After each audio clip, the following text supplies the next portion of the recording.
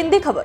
CAA लागू होने के बाद पूरे देश में प्रतिक्रिया का दौर शुरू हो गया है। वहीं इससे पहले सीएए को लेकर तमाम तरीके की बातें की जा रही थी। कहीं कागज दिखाने की बात बोली जा रही थी, कहीं देश के मुसलमान को देश से निकालने की अफवाहें उड़ाई जा रही थी।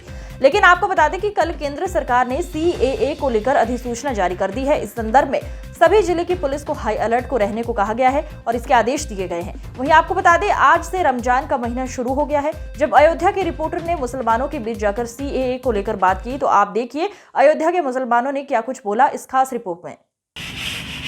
ये कानून है जो बना है ऊपर से, तो लागू किया गया है तो ठीक ही होगा।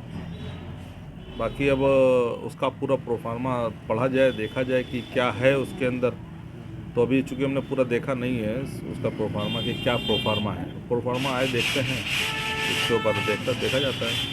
वैसे ये तो चूँकि जैसे कि अमित शाह ने कल खुद बोला या राजनाथ सिंह ने भी उसके ऊपर बोला है कि ये कोई एंटी मुस्लिम कानून नहीं है। ये सिर्फ जो बाहर शरणार्थी रह रहे हैं उसको समझना चाहिए। अभी बड़े बड़े नेता समझ रहे हैं क्या दिक्कत है। अब आप एक बात ये बताइए कि कितने हमारे गैर मुस्लिम भाइयों ने पिछले 5 सालों में नागरिकता यहाँ की छोड़ी है। आपके पास कोई आंकड़ा है? मुख्य समस्या यहाँ है रोजी रोटी, महंगाई। ये भाजपा फ़ायदा लेना चाहती है, हर पार्टी लेना चाहती है, पर अभी अब बड़े बड़े नेता समझ रहे हैं। तो हम क्या बताएं आपको, हमारे हिसाब से इसमें कोई बहुत दिक्कत है नहीं। हिंदू मुसलमानों को छोड़ के बाकी देशों के लोगों को नागरिकता दे रहे हैं जो 1984 या 87 के बाद यहाँ चुनाव से प्रेरित है। जो बिलें पास हो रहे हैं मौके पे, जो हालात देश के बने हैं, सरकार जो है जो मूलभूत समस्याएं हैं उस पर ध्यान न देते हुए चुनाव को अपने पक्ष में करने के लिए वो मुद्दों से भड़का रही है जनता को। जो चाहिए शिक्षा, स्वास्थ्य, रोजगार। एक इतने बड़े प्रदेश में मुख्यमंत्री जी अपने आप को बहुत बड़ा नाम बताते हैं कि ये उत्तर प्रदेश में अपराध दूर दूर तक नहीं है, दूरबीन से देखने को नहीं मिलेगा। आप बताइए, जो मुख्यमंत्री एक पेपर नहीं करा पाया, लीक हो गया, वो किस चीज़ का दावा करते हैं और क्या विकास करेंगे और क्या जनता का? सीए और एनआरसी सरकार के हाथ में जो जैसा चाहे वैसा कर दे, क्या कह सकते हैं इस पे हम? जैसा चाहे सरकार वैसा कर दे। मुसलमानों में कोई फ़र्क नहीं पड़ने वाला। क्यों फ़र्क पड़ेगा मुसलमानों को? घुसपैठिए नहीं है हम, हमारा हिस्सा है इस देश में। हम भाग कर नहीं आए हैं, हमारा हिस्सा है, हमने आज़ाद करवाया इस देश को। चुनाव वो जीत चुके हैं। चुनाव जीतने के लिए ही सारा कुछ हुआ है। जो कुछ हुआ है वो चुनाव जीत चुके हैं।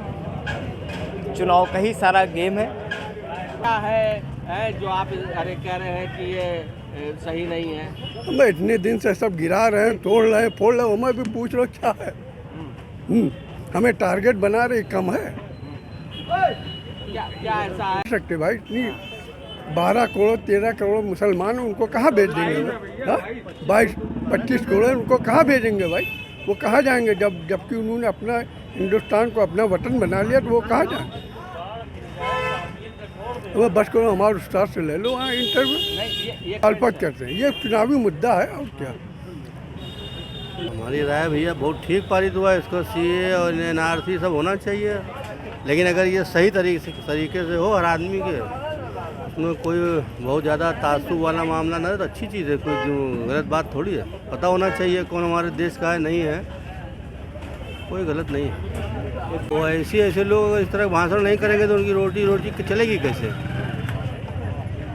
और कानून जो है इससे पहले भी तो था, सन 54 में बना, पता नहीं 87 में बना, सब तो आ रहा है। अगर इसको ढंग से सही उससे किया है तो कोई हर्ज नहीं है। जानकारी होना चाहिए। अब ये है कि उसमें जिस तरह के लोगों के मन में शंकाएं हैं कि वो मुस्लिम समाज के साथ गलत हो, वो ना हो, बाकी कोई दिक्कत थोड़ी है। वैसे हमको लगता नहीं है ऐसा बहुत ज़्यादा होता है चुनाव टाइम में कुछ। एक तो ये अभी कोई लोग इसको सही समझ ही नहीं पाए हैं।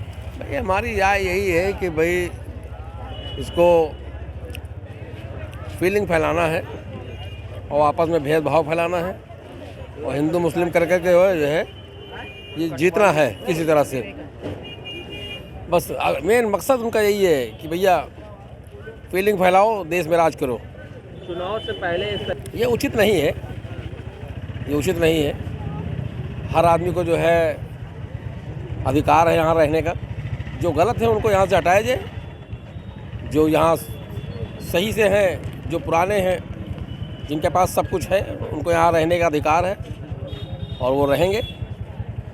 और यहाँ ठीक है भाई, जो बहुत पुराने लोग हैं यहाँ पे रह रहे हैं, उनको मिलना चाहिए नागरिकता, रहें। संपन्न लोग हैं, खुशी से रहें वो, यहाँ मना थोड़ी किसी को। स्वतंत्र में तो उससे परेशानी और उलझन है, क्योंकि कहाँ से लाएं, मतलब कागज़ पुराने से पुराना कहाँ से लाएंगे। जो दिखावें बतावें कि हमको ये हमारे दादा का है, ये हमारे परदादा का है, तो हम क्या बता पाएँ। तो इसलिए हमको तो उससे उलझन और परेशानी रहती है, और क्या बताऊँ। हाँ, परेशानी है, क्योंकि वो तो अपना ये कागज़ दो, तुम अपने दादा का वो ब्यौरा दो, अपने परदादा का दो, हम कहाँ से लाएं। हमारे लिए तो बहुत परेशानी है। अब इस कानून को तो हमारे हिसाब से नहीं लागू होना चाहिए, हमारे हिसाब से तो नहीं लागू होना चाहिए। हम तो उसको नहीं, मतलब कबूल करते, इसको एक्सेप्ट करते नहीं। अभी तो जो